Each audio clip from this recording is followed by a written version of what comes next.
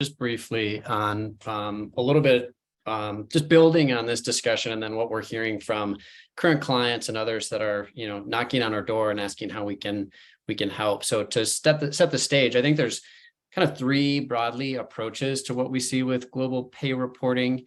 There's kind of an approach on the left, right, which is kind of that decentralized compliance approach.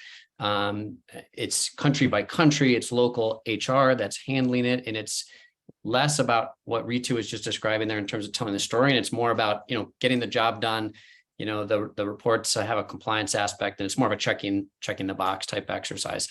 All good and understandable that there's a time and place for that. However, with the complexity of all this and how it's moving, we've seen folks that have been there, thinking about starting to tell their story.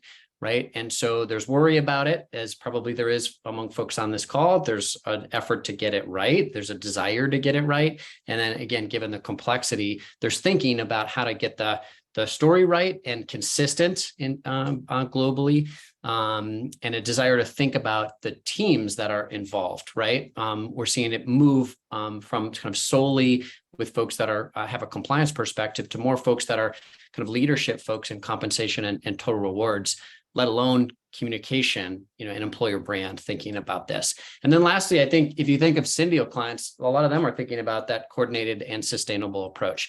So there's a real effort to get this stuff right. There's that desire, and there's more thinking about but not just the efficiency of it and the execution on it being right, but also the communication strategy around it as well, given all that's at stake, as Ritu just described there, from investors to the media, to employees, to future employees, et cetera.